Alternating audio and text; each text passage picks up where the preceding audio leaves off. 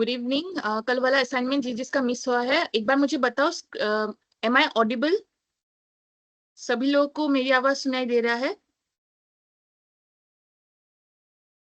कल क्लास हुआ था दीक्षा, आपने मिस कर दिया होगा। Okay, I am sharing my screen. मैं कल वाला असाइनमेंट फिर से दिखा दूंगी। जिन लोगों का एब्सेंट थे कल, एक बार वो स्क्रीनशॉट ले लेंगे, ठीक है? 1 मिनट रुकना।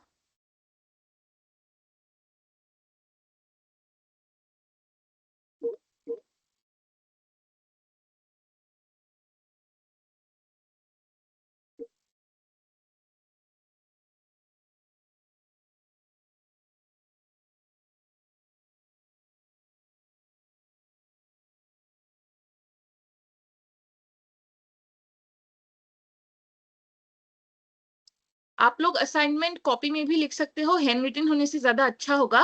ओके, और टाइप करके भी दे सकते हो, कोई प्रॉब्लम नहीं है।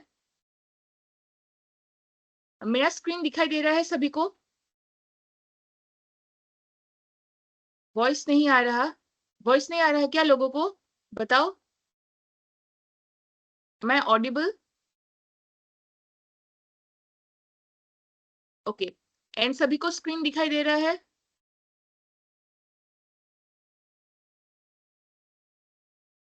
वॉइस तो वॉइस आ रही है। ओके, अपने साइड का नेटवर्क थोड़ा देखो सभी लोग।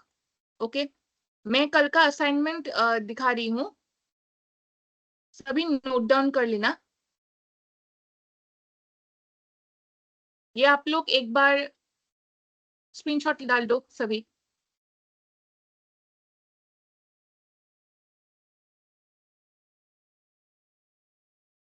ये आप लोगों को कैसे लिखना है मैं बता देती हूँ। ओके, जैसे आपका जैसे असाइनमेंट है एआई टूल्स, कोई भी 3 एआई टूल्स हम लोगों ने जो जो पढ़े उसके ऊपर कोई भी 3 आप सिलेक्ट करोगे, उसके बारे में आप लिखोगे। ओके, तो जब आप एआई टूल्स के बारे में लिखोगे, जैसे कि हम लोगों ने कल बहुत सारे एआई टूल्स के बारे में पढ़े, याद है सभी को? डेटा एनालिसिस टूल, चैटबॉट्स वगैरह। तो सपोज मैंने सपोज एक एआई टूल लिया चैटबॉट के बारे में, ठीक है? तो चैटबॉट्स तो बहुत सारे हैं, उसमें से एक एग्जांपल हम लोगों ने कल डेमो देखा था, वो जिड हब वाला। तो सपोज मैंने लिया जिड हब। ओके, मैंने एग्जांपल लिया जिड हब का, और मैंने असाइनमेंट में सपोज मैंने चूज किया मेरा पहला एआई टूल जिड हब। तो मैं क्या करूंगी, पहले इसका डिस्क्रिप्शन लिखूंगी। डिस्क्रिप्शन यानी कि व्हाट इज जिड हब, व्हाट लिखूंगी उस पहले। ओके, उसके बाद यहाँ पे क्या लिखा है, राइट एआई टूल नेम। तो एआई टूल नेम के बारे में लिखने के लिए बोला है, तो एआई टूल नेम मैंने तो यहाँ लिख दिया, नंबर 1 जिटहब, है ना? फिर डिस्क्राइब इट्स फंक्शन बोला है, तो पहले व्हाट इज जिटहब उसका मैं डेफिनेशन लिखूंगी, किसने, कौन उसका फाउंडर है, कब उसको बनाया गया, कौन से ईयर में बनाया गया, है ना? वो क्या चीज है, वो एक चैटबॉट है, उसके बारे में मैं थोड़ा लिखूंगी 2-3 लाइन। फिर मैं क्या करूंगी, सब हेडिंग दूंगी यहाँ पे, फंक्शन। Okay, function. और फिर मैं यहाँ पे पॉइंट वाइज पहला फंक्शन, दूसरा फंक्शन, तीसरा फंक्शन, जितना फंक्शन है उसका मैं लिखूंगी। ओके, इस तरीके से मुझे कोई भी 3 एआई टूल्स के बारे में लिखना है, कोई भी एआई टूल। फाइन,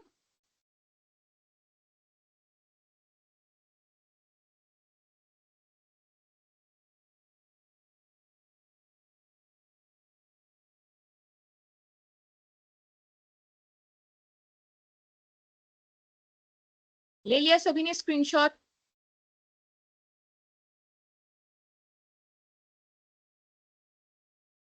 असाइनमेंट ऊपर, मतलब फिर से क्या बताना है?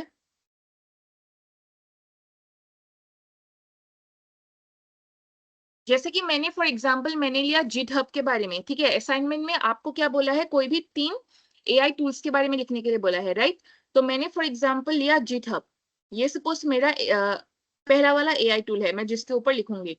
तो पहले मैंने AI का नाम लिखा, टूल का नाम लिखा, उसके बाद मैं इसका डिस्क्रिप्शन लिखूंगी, व्हाट इज GitHub, तो ये है क्या, तो इसके बारे में मैंने लिखा, 3-4 लाइन इसके बारे में लिखा।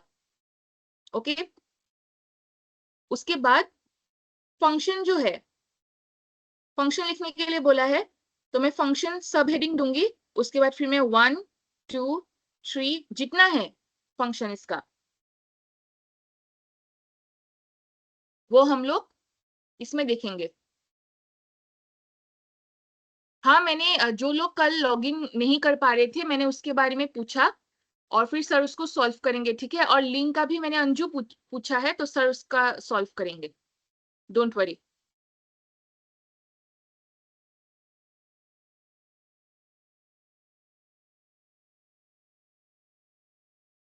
ओके, अभी बहुत लोग थे जो लोग बोल रहे थे कि उनको जो वर्क फ्लो समझ में नहीं आया था। याद है मैंने बहुत पहले एक असाइनमेंट, एक सेशन में एक असाइनमेंट तुम लोग को मिला था, हेल्थ केयर वर्क फ्लो के बारे में लिखना, याद है सबको? आई थिंक मैक्सिमम लोगों ने वो असाइनमेंट किया भी होगा। याद है सभी को हेल्थ केयर वर्क फ्लो?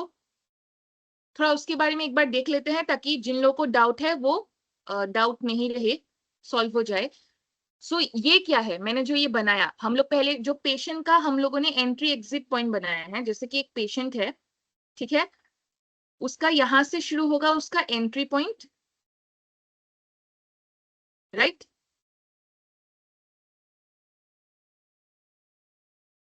यहां से उसका शुरू होगा एंट्री पॉइंट और यहां से वो निकलेगा एग्जिट, ठीक है।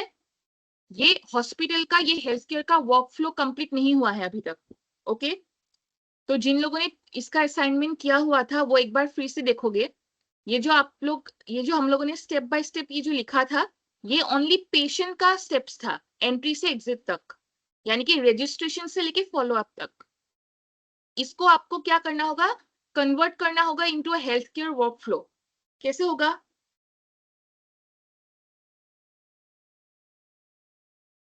हेल्थ केयर वर्क फ्लो में आपको उन सारे लोगों के बारे में बताना है जो यहाँ पे काम करेगा। जैसे कि जब हॉस्पिटल में एंट्री होता है पेशेंट का, जैसे कि ये हमारा पेशेंट है और उसका एंट्री ऑलरेडी हॉस्पिटल में हो गया है, ठीक है, तो फिर वो जब अपॉइंटमेंट लेगा, अपॉइंटमेंट का मतलब क्या होता है, अपॉइंटमेंट लेगा मतलब वो रजिस्ट्रेशन कर रहा है, राइट, वो अपने आप को रजिस्टर कर रहा है ना। तो यहाँ पे कौन कौन से लोग काम आएंगे उसके बारे में आपको लिखना है। जैसे अपॉइंटमेंट के वक्त आपके जो ऑफिस स्टाफ है, आपके जो ऑफिस स्टाफ है वो आएंगे, है ना। आप ऑफिस स्टाफ बोलो या आप बोल सकते हो एडमिनिस्ट्रेटिव,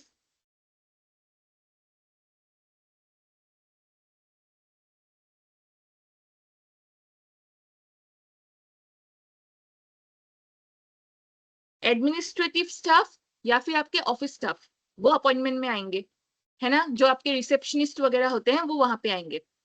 जब चेकअप के बारे में आप हम लोग बोलते हैं तो कौन आता है हमेशा हमारे माइंड में, डॉक्टर, तो यहाँ पे आ जाएगा आपका डॉक्टर, है ना। डायग्नोसिस में कौन आएगा, आप लोग डायग्नोसिस का कहाँ से करोगे, डायग्नोसिस लैब से होता है हमेशा, तो वहां पे कौन आएगा, टेक्नीशियन आते हैं, लैब टेक्नीशियन। ओके,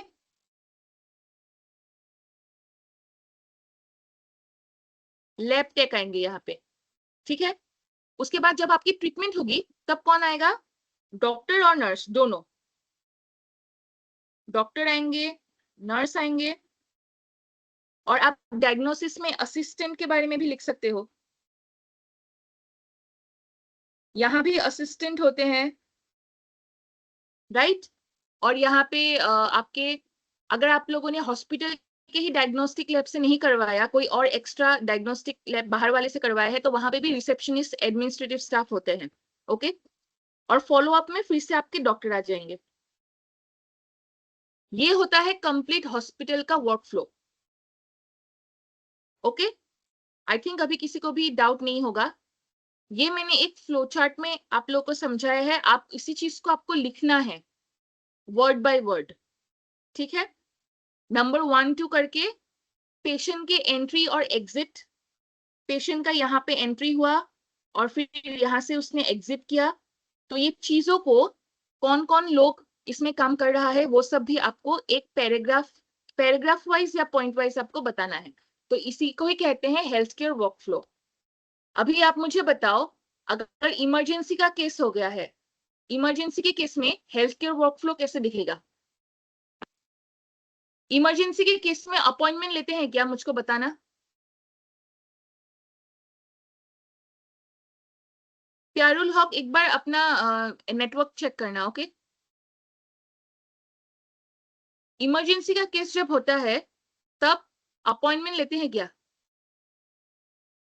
नहीं लेते। रजिस्ट्रेशन करवाना पड़ता है क्या? एज पेशेंट आप रजिस्ट्रेशन तो नहीं करा सकते क्योंकि आप तो इमरजेंसी हो ना, है ना। तो क्या होगा इसका हेल्थ केयर वर्कफ्लो? इसमें कौन से स्टेप्स नहीं होंगे, मिटाना पड़ेगा इसको। अपॉइंटमेंट नहीं होगा, राइट, ये स्टेप नहीं आएगा। इसका जगह क्या आ जाएगा? डायरेक्टली आप इमरजेंसी में जाओगे,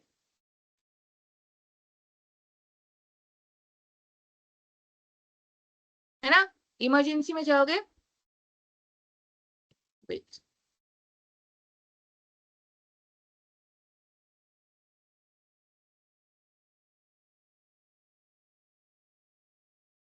इमरजेंसी वार्ड में जाओगे, राइट। और फिर आपका वहां पे डॉक्टर आपका चेकअप कराएगा, उसके बाद डायग्नोसिस करेंगे, बाकी सब सेम रहेगा। फॉलोअप के लिए भी बुलाएंगे, लेकिन इसके बीच में आपका क्या होगा? जो पहले वाला हम लोगों ने फ्लो चार्ट देखा उसमें भी वही सेम था। इसमें भी होगा इंश्योरेंस बिलिंग वगैरह। वो कहाँ पे आएगा आपका? इधर आएगा अपॉइंटमेंट के टाइम पे, यहाँ पे आपका बिलिंग आएगा।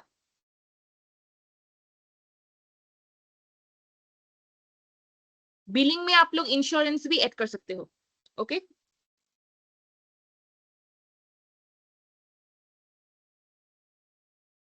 यहाँ भी आप इंश्योरेंस ऐड कर सकते हो, तो इधर में ये सब आ जाएगा। ट्रीटमेंट का अलग से इंश्योरेंस लगता है, इधर एक इंश्योरेंस आएगा।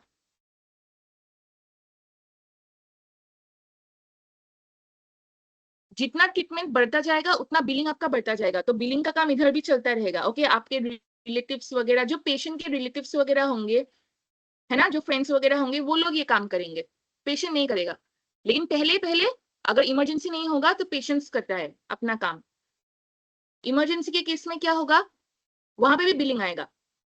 जब इमरजेंसी चेकअप डायग्नोसिस वगैरह होता रहेगा, इसमें चेकअप नहीं आएगा। इमरजेंसी है तो चेकअप नहीं आएगा। इसमें directly checkup if required, okay, if डाल देते हैं। अगर अगर जरूरी है तो चेकअप होगा, नहीं है तो नहीं होगा। डायरेक्टली हम लोग ट्रीटमेंट में जाएंगे, डायग्नोसिस एंड ट्रीटमेंट अपने आप होता रहेगा, ओके। तो इमरजेंसी वार्ड में जाके इधर ट्रीटमेंट डायग्नोसिस के साथ साथ यहाँ पे होता रहेगा आपका इंश्योरेंस एंड बिलिंग, यहाँ में आपका बिलिंग हो जाएगा, ओके। तो ये हो गया। और सेम जो हम लोगों ने अभी अभी देखा, यहाँ पे जिस तरीके से हम लोगों ने सारे स्टाफ के बारे में बताया, सेम उसी तरीके से इमरजेंसी वाले में भी हम लोग स्टाफ के बारे में लिख देंगे। तो अभी आपको इमरजेंसी वाला नहीं लिखना, अभी आपको ये वाला लिखना है जो नॉर्मल वाला है, ओके। तो आज का शुरू करते हैं, ओके। ट्रीटमेंट होगा, चेकअप रिक्वायर्ड है। आ, अगर जैसे किसी का हाथ पैर टूट गया तो डायरेक्टली उसका ट्रीटमेंट में जाएगा, ओके। अगर किसी का अगर हाथ पैर टूट चुका है तो वो डायरेक्टली उसका चेकअप नहीं होगा, डायरेक्टली सर्जरी, यस, ओटी में जाएगा वो, ओके। और उसका डायग्नोस्टिक जो चीजें होगी, उसका टेस्ट वगैरह ओटी में ही रहेगा क्योंकि वो तो हिल नहीं सकता। सो वहां से उसके सैंपल्स वगैरह भेजे जाएंगे, फाइन। तो इमरजेंसी वाला सिचुएशन जो है वो कंप्लीट अलग होगा। अभी हम लोग आज का वाला स्टार्ट करते हैं, which is benefits and challenges of AI in health care, okay. तो यहाँ पे हम लोग सारे जितने भी बेनिफिट्स है, जितने भी चैलेंजेस है, आप लोग बेनिफिट्स को एडवांटेजेस बोल सकते हो, चैलेंजेस को लिमिटेशन, डिसएडवांटेजेस, चैलेंजेस, कुछ भी बोलो, हम इन सब के ऊपर आज हम पढ़ेंगे। तो क्या क्या देखेंगे आप पहले देख लेते हैं। वेट,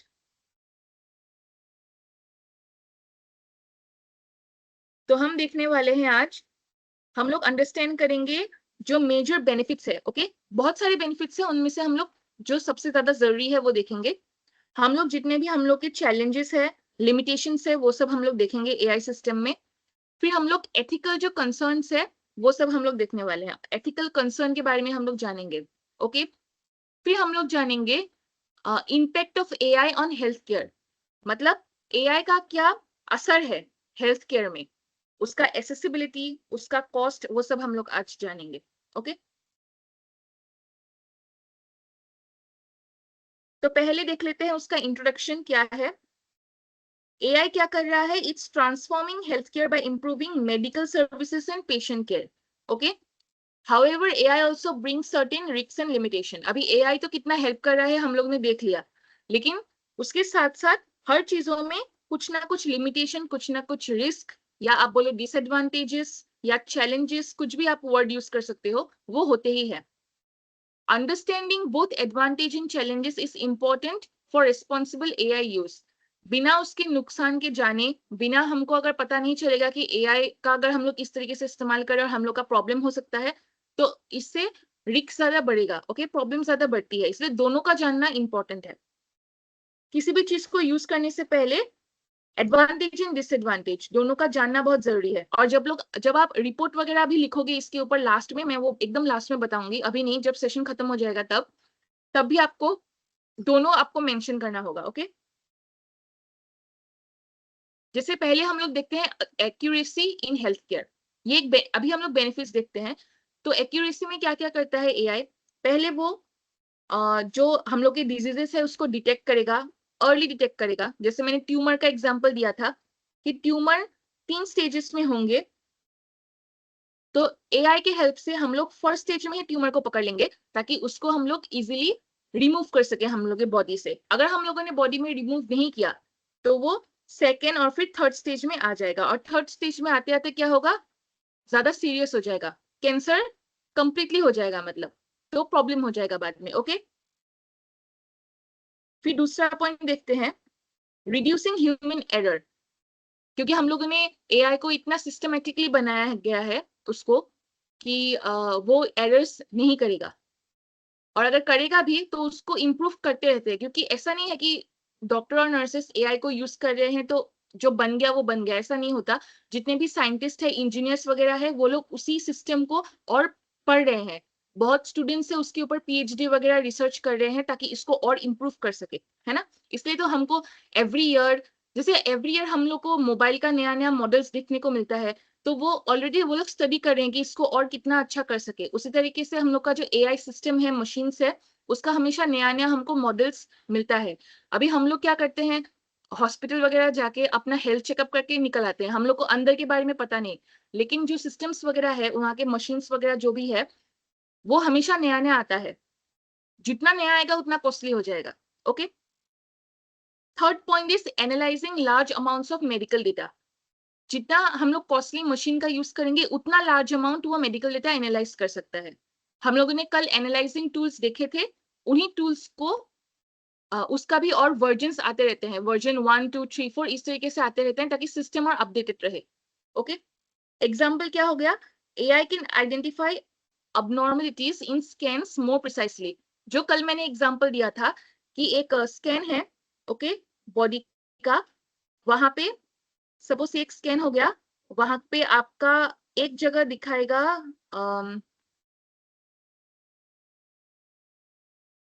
रेड बॉक्स,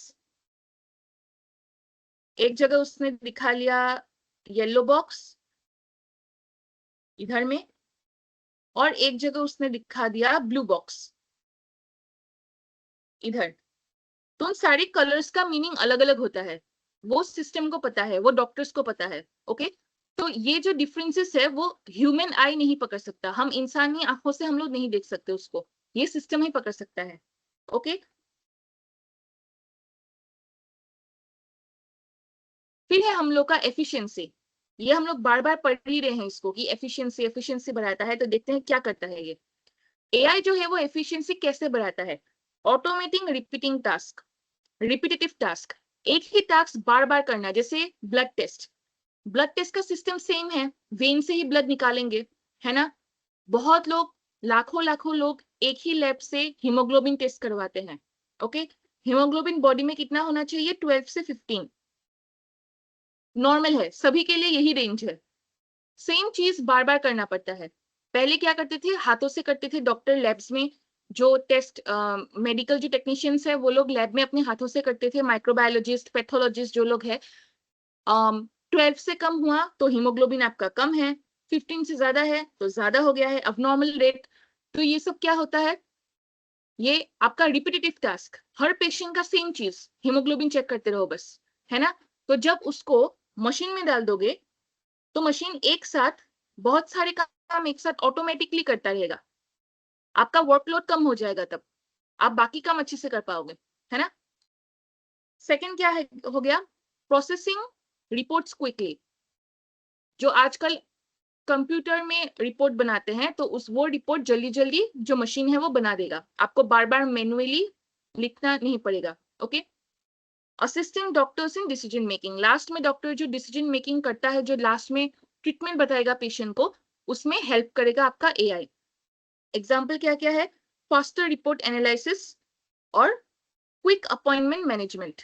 जैसे कि हम लोगों ने अपॉइंटमेंट लिया डॉक्टर का, या डायग्नोस्टिक लैब में हम लोगों ने अपॉइंटमेंट लिया कि मेरा ब्लड टेस्ट या यूरिन टेस्ट करवाना है, तो एआई के हेल्प से वो बहुत ही जल्दी हो जाता है। हम लोग घर में भी अपॉइंटमेंट ले सकते हैं। AI saves time for health care professionals. तो हम लोग के इंडिया में जो पेशेंट्स है वो बहुत ज्यादा है डॉक्टर के कंपैरिजन में, राइट।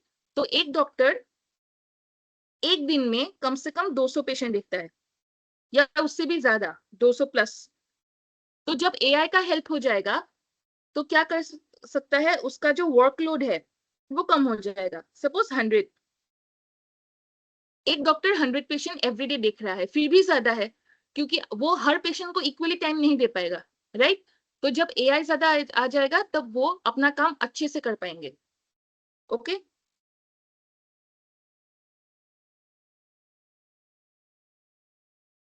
कॉस्ट बेनिफिट, अभी यहाँ पे दो चीजें आती है। एक हम लोगों ने पढ़ा था कि एआई जो है वो कॉस्टली भी होता है, और दूसरा अभी हम लोग पढ़ रहे हैं कॉस्ट बेनिफिट। ये दोनों के बीच में डिफरेंस पता पता करना जरूरी है, ओके, ताकि कंफ्यूज ना हो।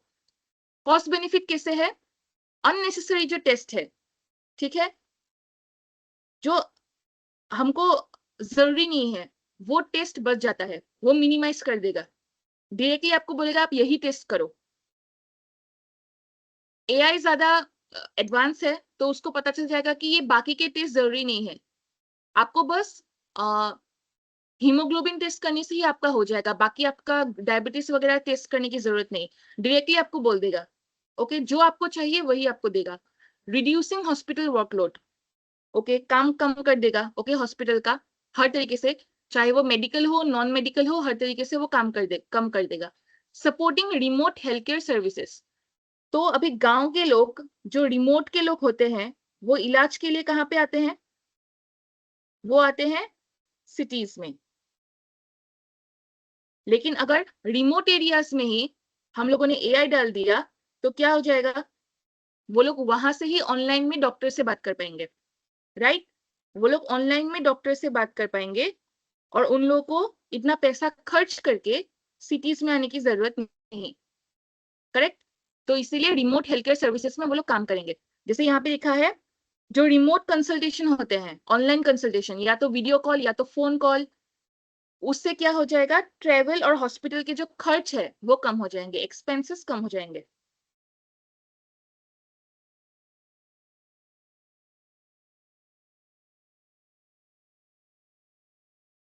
एक्सेसिबिलिटी ऑफ हेल्थ केयर, इसके बारे में भी हम लोग बार बार सुन रहे हैं पिछले सेशंस में। एफिशिएंसी, एक्यूरेसी, एक्सेसिबिलिटी, है ना। तो एक्सेसिबिलिटी कैसे काम करता है? एक्सेस का मतलब क्या होता है बताओ मुझे सभी लोग। एक्सेस जो वर्ड है इसका मतलब क्या होता है? चैट में बताओ।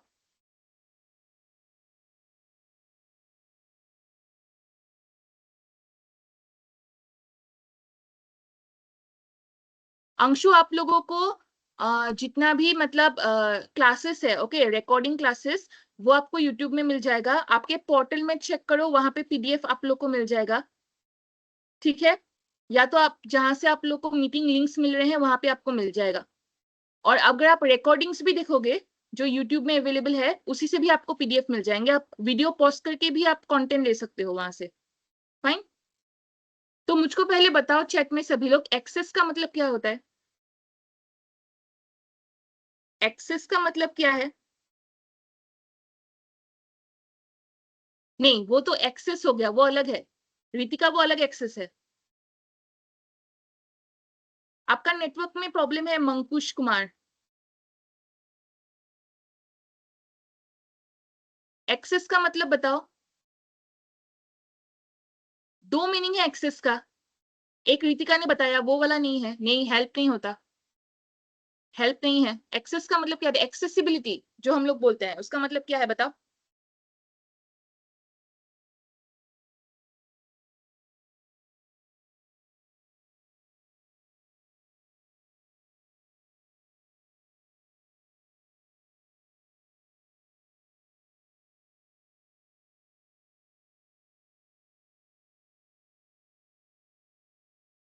बताओ, बहुत ही कॉमन है। यूज करने की परमिशन।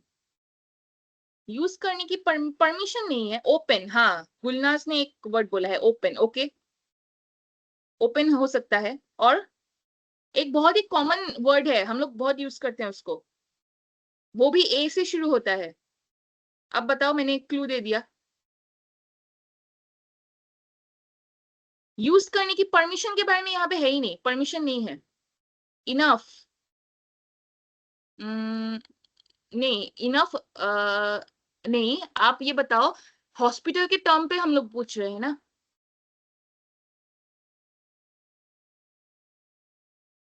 बताओ, एक बहुत ही कॉमन वर्ड है, हम लोग यूज करते हैं, बताओ क्या है?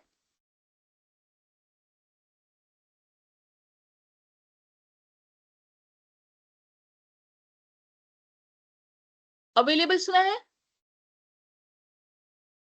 Available.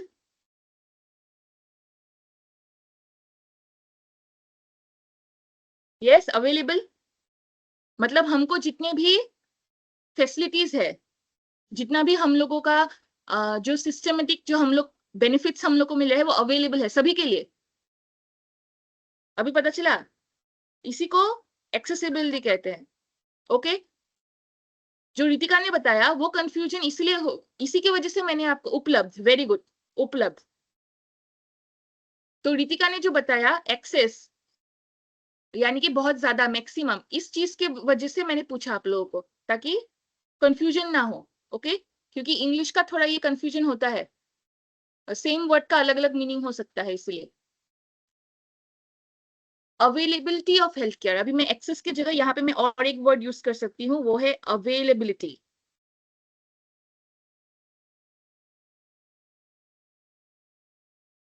Right? Availability of health care, same meaning है दोनों का। क्या अवेलेबल करता है वो? Provide remote health care services, गांव गांव में हेल्थ केयर सर्विसेज को प्रोवाइड कर देगा। ओके, एआई वगैरह प्रोवाइड कर देगा। सपोर्टिंग टेलीमेडिसिन, आजकल गांव से आप लोग ऑर्डर कर सकते हो मेडिसिन को, आपको शहर आके मेडिसिन खरीदने की जरूरत नहीं। इतना ऐसा ऐसा एप्स आ चुका है, आप लोग गूगल में करोगे मेडिसिन, मेडिसिन एप्स, अगर आप करोगे, टाइप करोगे, बहुत सारे आपको ऐसे एप्स मिल जाएंगे। आप घर बैठे आराम से आप ऑर्डर करो, आपका जो मेडिसिन का, मेडिसिन जो डॉक्टर ने आपको दिया है लेने के लिए, वो नाम दे दो, वो आ जाएगा। Right? Assisting patients in rural areas, easily आप डॉक्टर से बात करो, डॉक्टर आपको हेल्प कर देगा। असिस्ट का करने का मतलब क्या है? असिस्टिंग मतलब बताओ। असिस्टिंग का मतलब क्या होता है? हेल्प, हेल्प करना। ओके, ये याद रखो। अभी मुझको बताओ, एथिकल कंसर्न्स पढ़ने से पहले मुझे 3 वर्ड्स का मीनिंग चाहिए आप लोगों से, ठीक है? 3 चीजों का मुझे, गुड, 3 चीजों का मुझे मीनिंग चाहिए। एक है एथिक्स, एक है मॉरल्स और एक है वैल्यू। इन तीन चीजों का मुझको मीनिंग जल्दी जल्दी बताओ चैट में, एक वर्ड में या एक सेंटेंस में बताओ। एथिक्स, मॉरल और वैल्यू। मैंने बात किया है Anju, don't worry. Ethics, morals और वैल्यू।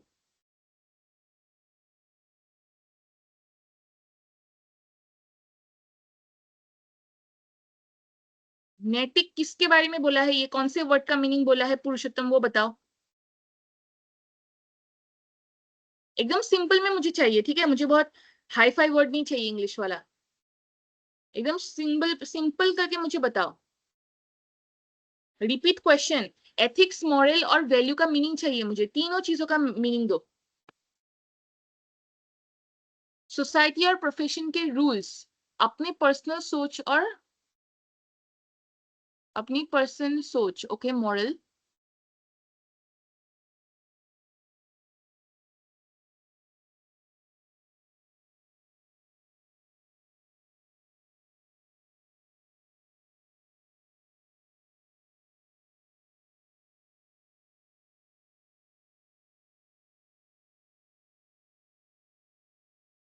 एथिक्स जो है वो एक अम्ब्रेला टर्म है, उसको क्या कहते हैं, अम्ब्रेला टर्म। अम्ब्रेला मतलब जिसके अंदर सब कुछ आ जाए। तो ये जो आपका मॉरल भी एथिक्स में आता है और वैल्यू भी एथिक्स में ही आएगा। ओके, तो मुझको मॉरल और वैल्यू का मीनिंग बताओ, क्या होता है।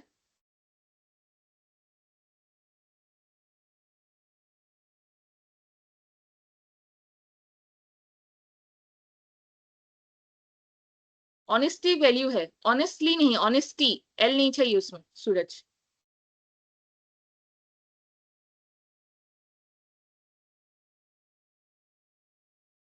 किसी को नुकसान नहीं पहुंचाना उसको मॉरल कहते हैं, नीति एथिक्स है। ओके, पर्सनैलिटी, ओके, मुस्कान का करेक्ट है। मॉरल से सही और गलत को लेकर किसी व्यक्ति का समाज में अपने आंतरिक नियम होते हैं। Very good.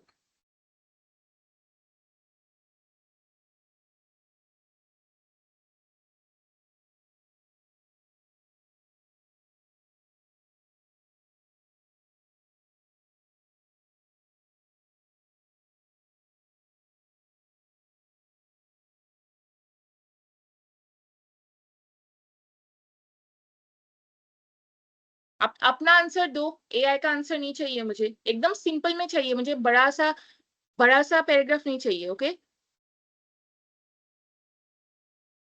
एथिक्स का मतलब क्या होता है, मॉरल्स का मतलब क्या होता है, हिंदी में दो या इंग्लिश में दो, एकदम एक एक वर्ड में।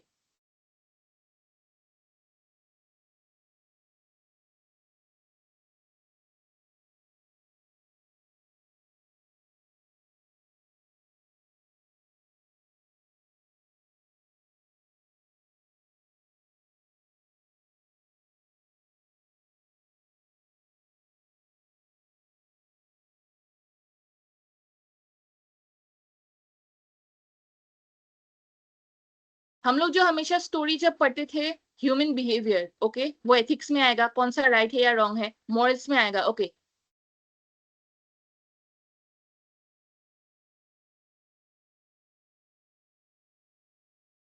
Amit Kumar, very good, very good.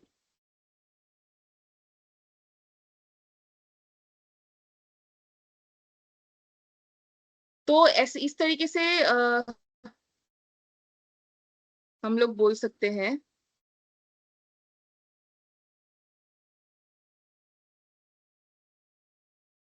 कि आपका जो एथिक्स है,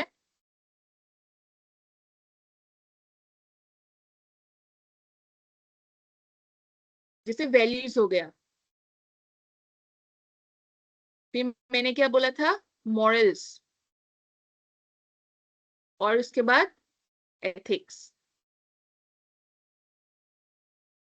है ना। तो एथिक्स का मतलब क्या सही है या क्या गलत है। ओके, ये दोनों आएगा यहाँ पे। वैल्यूज भी एथिक्स में आता है, मॉरल्स भी एथिक्स में ही आएगा। वैल्यूज का मतलब क्या होता है आपका? अपना जो खुद का जो विश्वास होता है, कुछ चीजों में हम लोग धार्मिक हो या सांस्कृतिक हो, जैसे भी हो, बिलीव्स जिसको हम लोग कहते हैं, तो यहाँ पे आपके बिलीव्स आ जाएंगे।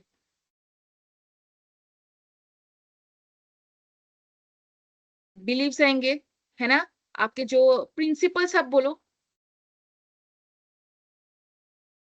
ये आ जाएंगे, राइट? एथिक्स का मतलब क्या राइट है क्या रॉन्ग है,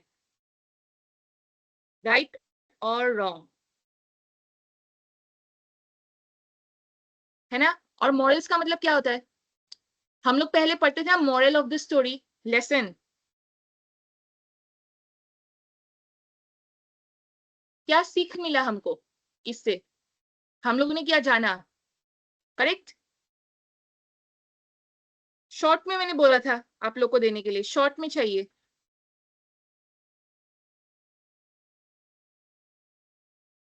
एकदम शॉर्ट में मुझको आंसर चाहिए था।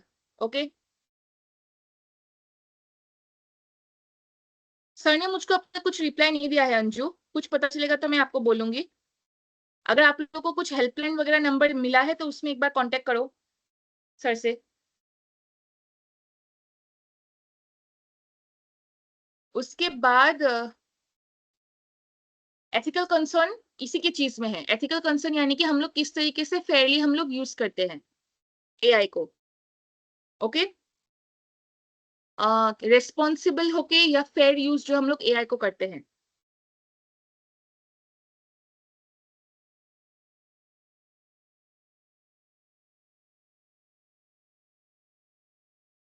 Responsible and fair use of AI, यहाँ पे क्या क्या आएगा आपका? Privacy of patient data.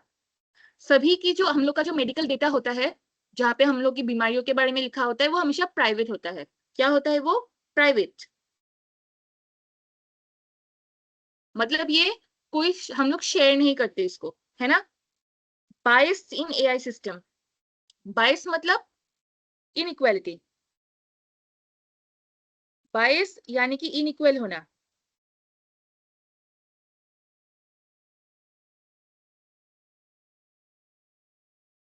किसी को ज्यादा हम लोगों ने ध्यान दे दिया, किसी को कम ध्यान दे दिया। ये भी करता है एआई सिस्टम। कैसे करता है मैं अभी बताऊंगी।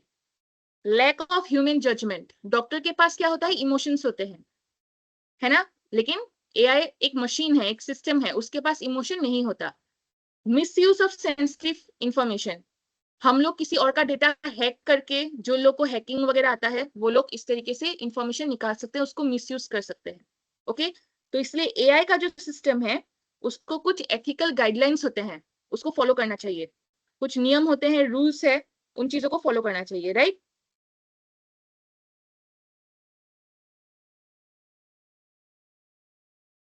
Data privacy issues. ओके।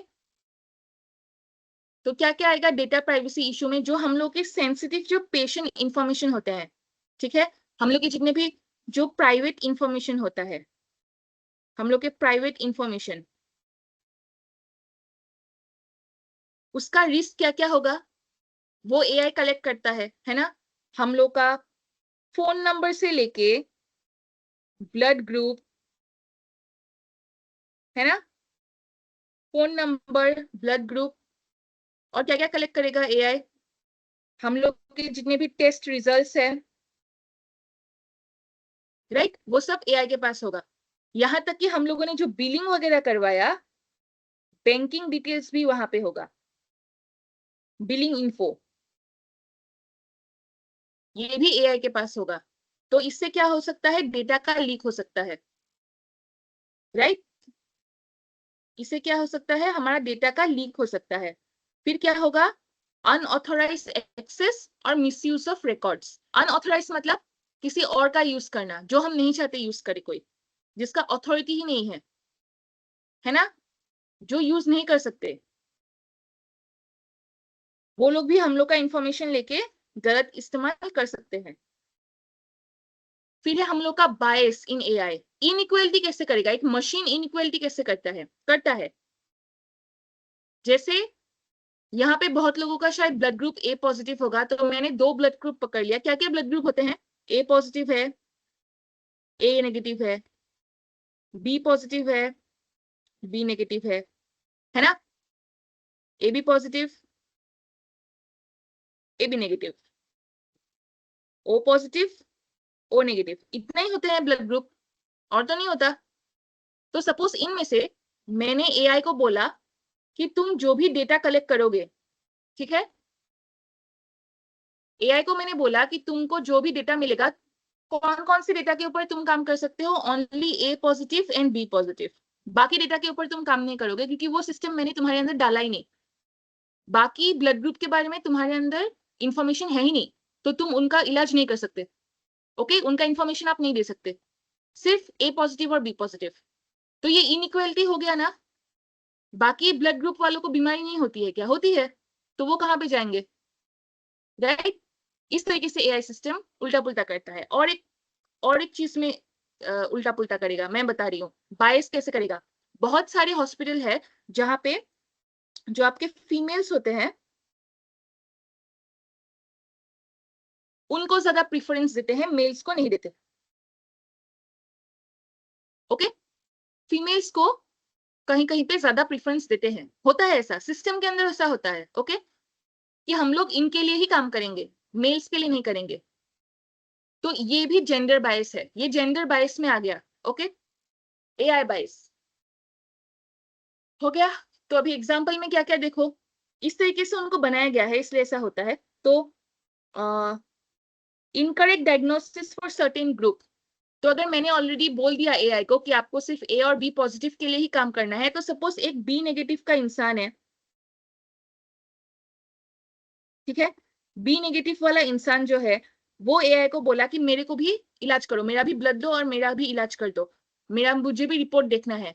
तो बी नेगेटिव वाला को किसका रिपोर्ट मिलेगा? बी पॉजिटिव का रिपोर्ट मिल जाएगा, क्योंकि एआई के पास तो बी पॉजिटिव का है। इसी तरीके से A B positive, A B negative, ये लोग जब जाएंगे तब उनको भी गलत रिपोर्ट मिलेगा। इससे क्या होगा? Unequal treatment recommendation. अगर आपका आपका रिपोर्ट ही आपको अगर गलत मिला है तो आपका ट्रीटमेंट भी गलत होगा। ओके, डॉक्टर ट्रीटमेंट किसके ऊपर करते हैं? पेशेंट के ऊपर। और डॉक्टर का जो ट्रीटमेंट करते हैं वो किसके बेसिस में करते हैं? रिपोर्ट्स के ऊपर। ये कौन सी रिपोर्ट्स होते हैं? ये टेस्ट रिपोर्ट्स होते हैं, राइट। रिपोर्ट्स जो टेस्ट होते हैं उनके ऊपर ही आपका क्या होता है? ट्रीटमेंट होता है।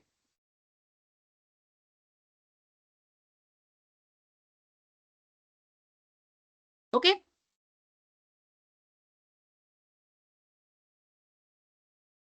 अभी हम लोग नेक्स्ट वाला देखते हैं, लिमिटेशंस। लिमिटेशन यानी कि क्या क्या डिसएडवांटेजेस है। एआई है इसका मतलब ये नहीं है ना कि हमको हमेशा एडवांटेजेस ही मिलेगा, डिसएडवांटेजेस भी होते हैं। कैसे होते हैं? Cannot fully replace doctors.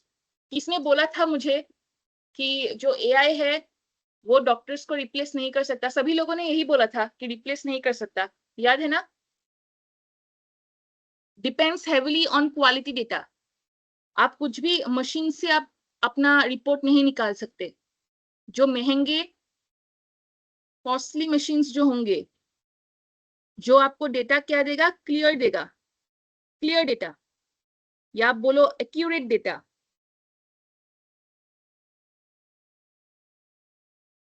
उसी से ही आपको एआई यूज कर सकता है, उसी डेटा को ही पढ़ सकता है।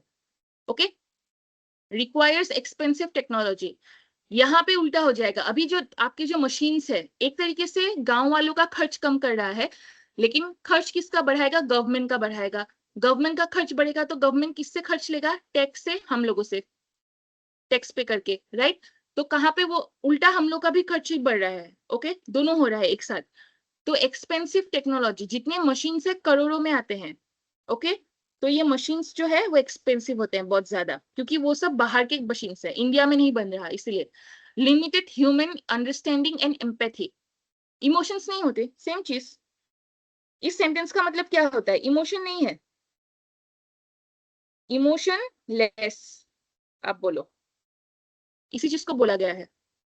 ओके, तो एआई क्या है? एक सपोर्टिंग टूल है, ये कंप्लीट रिप्लेसमेंट नहीं हो सकता प्रोफेशनल्स का। इसी से हमको यही पता चला। लिमिटेशंस याद रखेंगे, लिमिटेशंस आपको लिखना होगा लास्ट में रिपोर्ट में, ओके। फिर आपका टेक्निकल चैलेंजेस भी होंगे क्योंकि सिस्टम है, मशीन है, तो उसमें टेक्निकल प्रॉब्लम होंगे। क्या क्या हो सकता है? आपका सिस्टम जो है वो फेल हो सकता है अगर आपने उसको अपडेट नहीं किया, या आप बोलो उसको अपग्रेड नहीं किया, ओके, तब ये चीजें हो सकती है। High maintenance cost, okay, maintain करने के लिए भी बहुत पैसों की जरूरत होती है। एक अलग सा रूम, अलग इलेक्ट्रिकल चीजें, है ना। जैसे जब आप आईफोन खरीद लेते हो तो चार्जर अलग होता है, तो वो चार्जर का खर्च अलग होगा। आईफोन की बैटरी गई तो उसका खर्च अलग होता है, राइट। तो मैंने एक सिंपल एग्जांपल दिया है, तो आईफोन ही इतना कॉस्टली है तो समझ लो कि ये सब कितने कॉस्टली होंगे, है ना। फिर need for train staff, doctors nurse को नहीं आता एआई की मशीन संभालना, वो लोग सिर्फ रिपोर्ट रीडिंग करेंगे। एआई को कौन संभालेगा? इंजीनियर्स,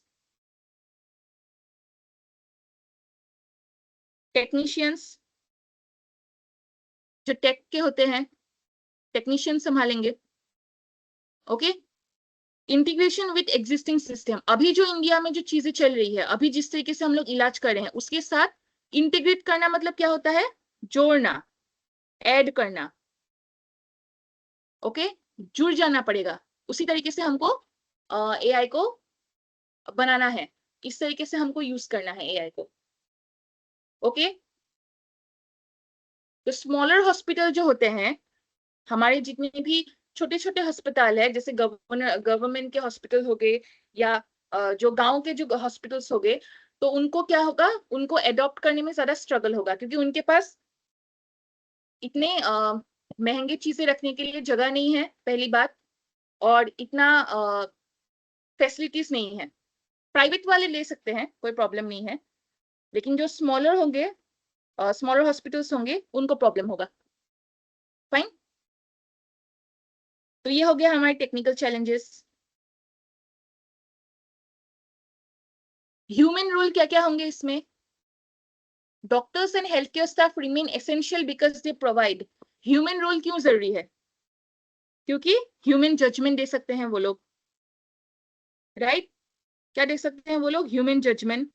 इमोशंस, इमोशन आ जाएगा इसमें। इमोशनल सपोर्ट, सेम इमोशन का ही बात है, ओके। एथिकल डिसीजन मेकिंग, जो अभी हम लोग ने देखा, क्या रॉन्ग है क्या राइट है, मशीन को तो पता नहीं है ना क्या रॉन्ग है या राइट है, हम लोग को सिस्टम में डालना पड़ेगा तभी तो पता चलेगा, लेकिन हम ह्यूमंस को पता है। AI and humans work together, एक साथ काम करेंगे, ओके। यहां तक किसी को डाउट है? बताओ मुझे, यहां तक किसी को डाउट है?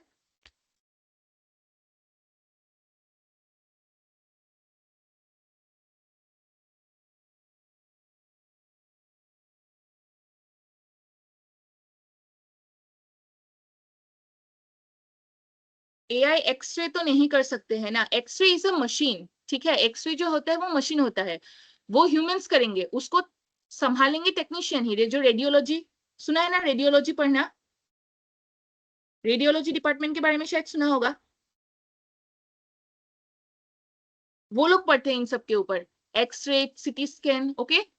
तो मशीन जो है वो ट्रेडिशनल वाला कंप्लीट मैनुअल था, अभी आजकल एआई में डाल देते हैं तो ऑटोमेटिक वो चलता है, लेकिन फिर भी ह्यूमंस उसको कंट्रोल करते हैं, ह्यूमंस कंट्रोल करेंगे।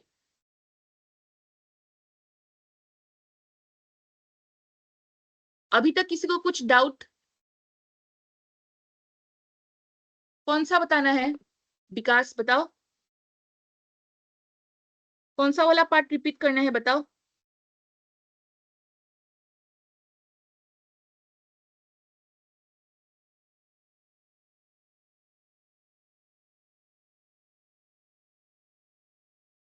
पहले वाला?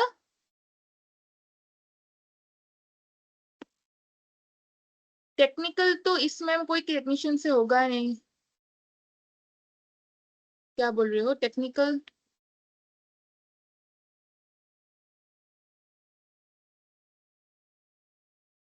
देखो, जो एआई है, ओके, ये क्या है? सॉफ्टवेयर, जैसे ये मीटिंग चल रहा है, ओके, वीडियो का लिंक मिल गया, ओके वेरी गुड। तो ये जो सॉफ्टवेयर वगैरह हम लोग यूज कर रहे हैं वो सॉफ्टवेयर है। बिना कंप्यूटर को ऑन किए या मोबाइल को ऑन किए सॉफ्टवेयर अपने आप काम नहीं कर सकता है ना, तो टेक्नीशियन की जरूरत होगी उसको चलाने के लिए, ओके।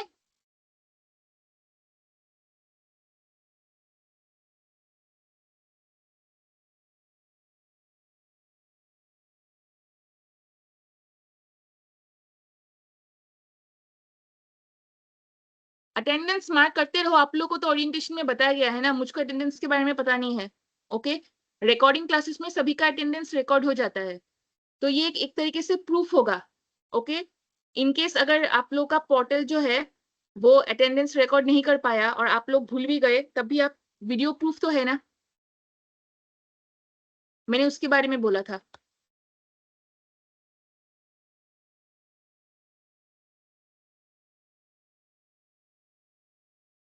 तो अभी तक किसी को डाउट नहीं है, तो एक एक्टिविटी कर लेते हैं पहले, फटाफट आप लोग आंसर दोगे, ओके।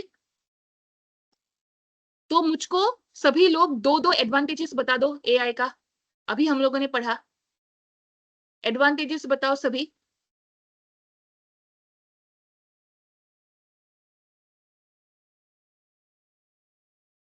असाइनमेंट का डेट सर बोल देंगे।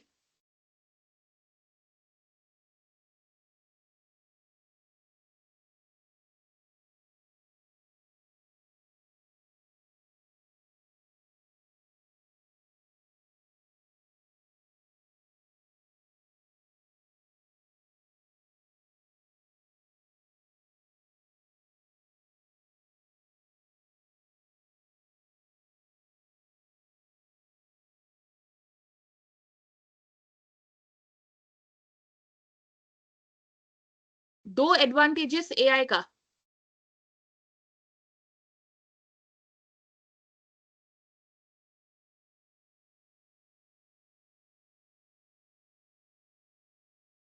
Good.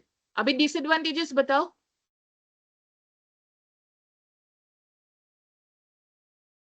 Fast work help doctor, very good.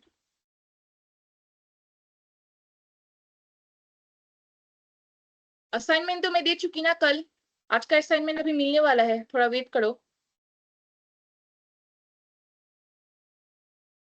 Disadvantages बताओ।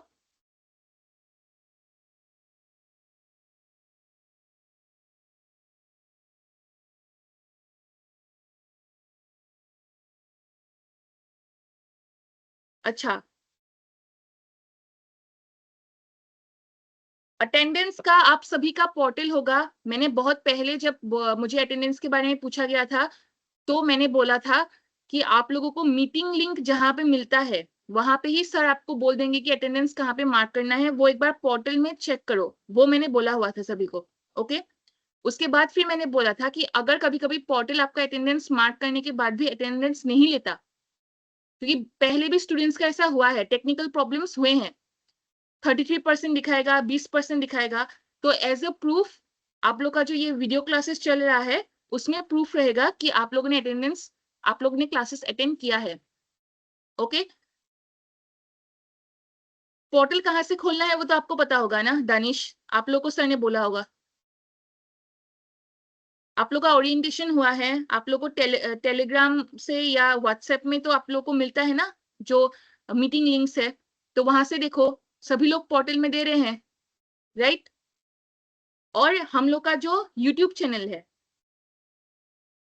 सेल्फ कोड एकेडमी, यहाँ पे आप लोग को सारे रिकॉर्डिंग क्लासेस मिल जाएगा, आज का भी अपलोड होगा कल या परसों, कल तक सबका क्लासेस अपलोड हो चुका है, जिन लोगों का मिस हुआ है वो देखो। कृष्णा बोल रही है देखो, व्हाट्सएप में मिलेगा, तुम लोग को पता ही नहीं है कहाँ पे क्या हो रहा है, देख लो। अपडेट रहना है, जब मीटिंग वगैरह होता है तब ये देखना है सब चीजें, ओके। यूट्यूब चैनल में क्लासेस मिल जाएगा। असाइनमेंट हम लोग बोल देंगे कब तक अपलोड करना है, तब तक आप लोग लिखते रहो पहले, ओके। आज का असाइनमेंट ले लो सभी लोग।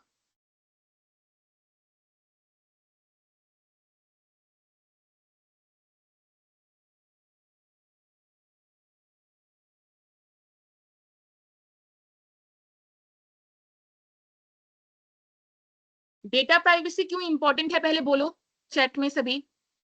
डेटा प्राइवेसी क्यों इंपॉर्टेंट है, रीजन बताओ मुझे दो दो। यूट्यूब चैनल आप टाइप करो सेल्फ कोड एकेडमी मिल जाएगा आपको, या एक बार व्हाट्सएप में देखो शायद सर ने लिंक दिया हो। अटेंडेंस आप एक बार पोर्टल में चेक करो गुंजन। मुझे डेटा प्राइवेसी क्यों इंपॉर्टेंट है बताओ, reason why data privacy is important.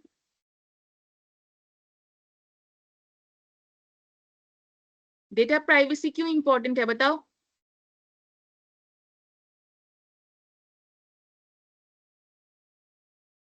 Private होता है हर किसी का, तो इंपॉर्टेंट क्यों होगा, क्या हो सकता है अगर डेटा प्राइवेसी, अगर हम लोग का प्राइवेट चीजें अगर मिल गया लोगों को तो क्या हो सकता है। ओके बैंक सेफ्टी होता है और सिक्योरिटी, ओके बाकी लोग भी बताओ रीजन दो।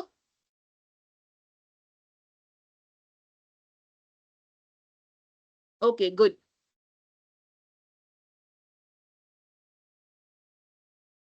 ये है आप लोगों का आज का असाइनमेंट, जहां पे आपको ओनली चैलेंजेस लिखना है, ठीक है, मिनिमम 3,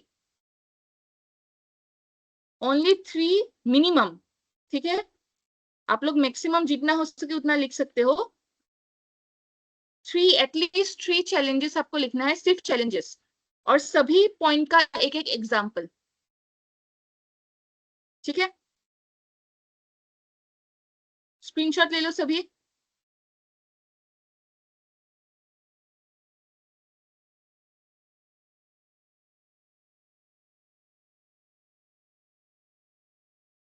ले लिया सभी ने स्क्रीनशॉट, ले लिया स्क्रीनशॉट ले लिया।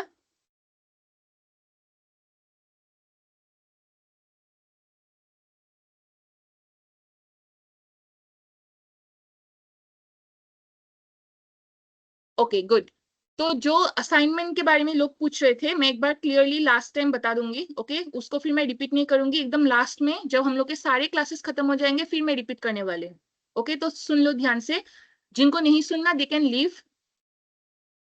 ओके तो असाइनमेंट के बारे में जो लोग पूछ रहे थे वो एक बार मैं बता देती हूँ कैसे करना है। तो आप लोग हैंड रिटन, ठीक है, या तो आप हैंड रिटन दोगे या आप टाइप टाइप करके दोगे, ठीक है। तो आप असाइनमेंट को रेडी रखोगे, जैसे आपने एक पेज लिया उसमें आपने असाइनमेंट किया, आपने क्वेश्चन को लिखा, फिर आपने आंसर लिखा, है ना। तो ये हो गया आपका असाइनमेंट 1। अब तक हम लोग को कितना असाइनमेंट टोटल मिला है बताओ चैट में, आज को जोड़ के टोटल असाइनमेंट हम लोग को कितना मिला।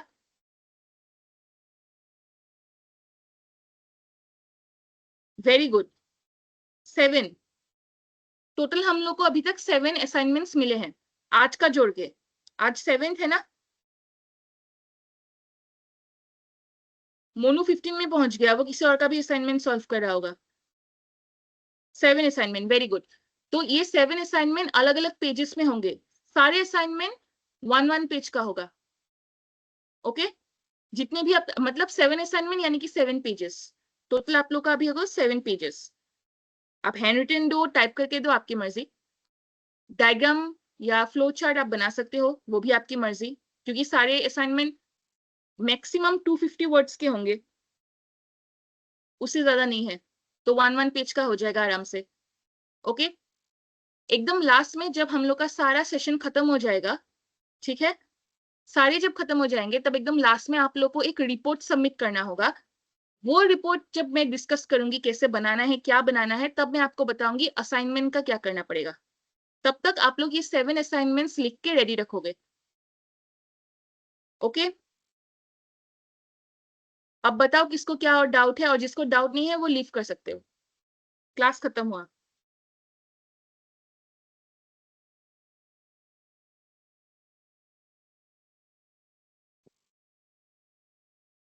7 असाइनमेंट 7 पेजेस में हो जाएगा, डाउट नहीं है then you can leave.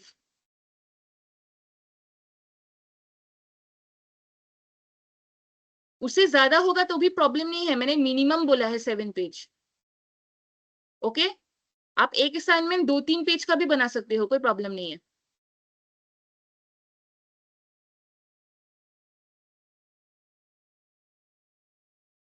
Attendance आप लोग पोर्टल में चेक करोगे, आपका व्हाट्सएप ग्रुप है, टेलीग्राम ग्रुप है, वहां पे आप देखो कौन सा लिंक सर ने दिया है, वहां पे आप लोग अपडेट करोगे अपना असाइनमेंट।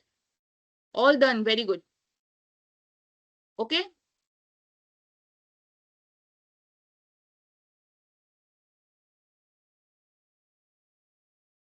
असाइनमेंट आपको लास्ट में पीडीएफ में ही अपलोड करना पड़ेगा, वो सर आपको बताएंगे कैसे करना है।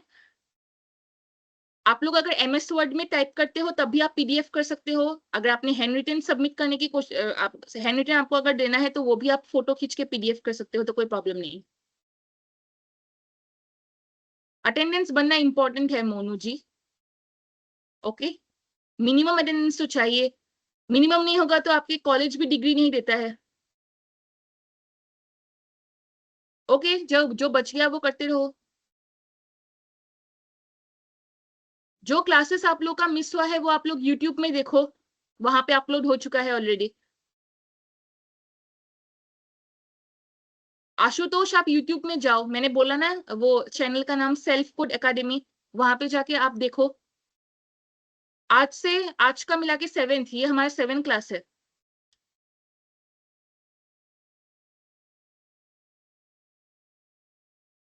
कौन कौन से language? You have to submit your assignment in English, आपको इंग्लिश में ही देना होगा। और सर बोले हैं असाइनमेंट सबमिट करने के लिए, तो ग्रुप में सबमिट कर दो।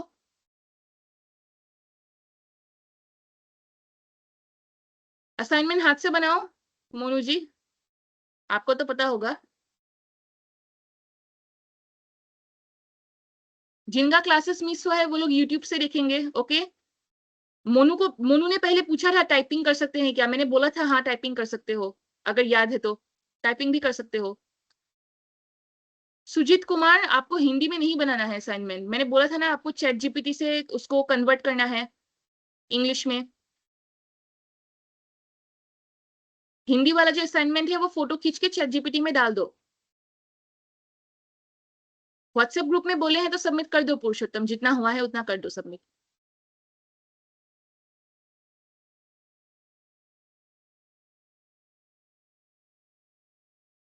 You are welcome. 50% तो चाहिए होगा शायद अंजू। मैं तो अंजू कुमारी, तुम्हारा नाम क्या है एक बार मुझे देखने दो। अंजू कुमारी, तुमने कौन सा वाला कोर्स लिया था अंजू, एक बार बताओ मुझे, किसके लिए अप्लाई किया था? Good night everyone. टाइम है अभी भी सुजीत, तो तुम आराम से, मैं बता रही थी पहले सेशन से। ओके, आपको इंग्लिश में असाइनमेंट सबमिट करना है।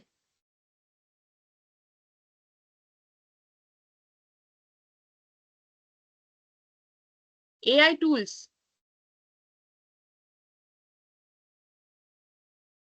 ओके, वेट, आपका कोर्स है कि नहीं मैं एक बार देख लेती हूँ।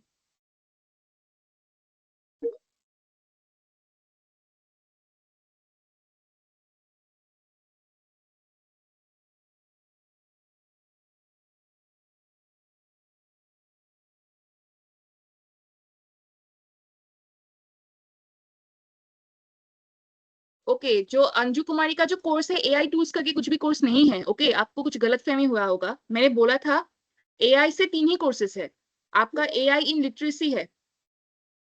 ओके, एआई इन लिटरेसी है, ठीक है, एआई एन एमएल है, एआई एन एमएल। और हम लोग का जो कोर्स है एआई इन हेल्थ केयर, वो है। यही 3 है एआई से। एमएल का मतलब मशीन लर्निंग, जो लोग बोल रहे थे ना बहुत पहले आए थे एक बार गलत से यहाँ पे, वो लोग हेल्थ केयर के थे, सॉरी मेरी मशीन लर्निंग के थे।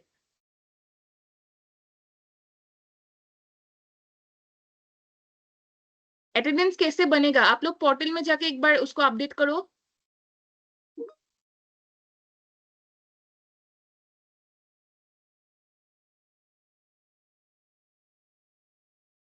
सूरज कुमार ठाकुर का पता नहीं है ना मुझे कौन सा कोर्स है, उसको पता होगा उसने कौन सा एआई का कोर्स लिया है।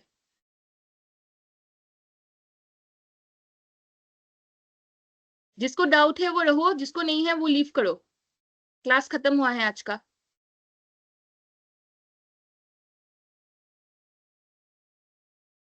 सभी लोग एक बार पोर्टल चेक करेंगे।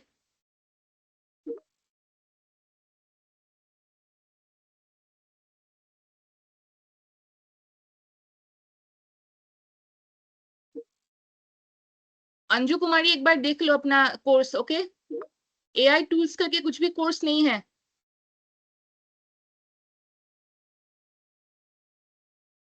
यस 10 डेज का होगा, आज हम लोग का 7th डे है और 3 क्लासेस है बस।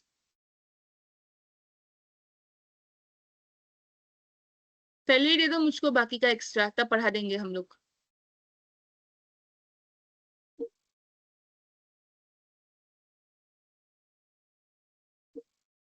आप लोग का व्हाट्सएप ग्रुप में सर आप लोग को बोल देंगे कहाँ पे देना है, ओके। सो थैंक यू, कल फिर से ज्वाइन हो जाना 7 बजे, ओके।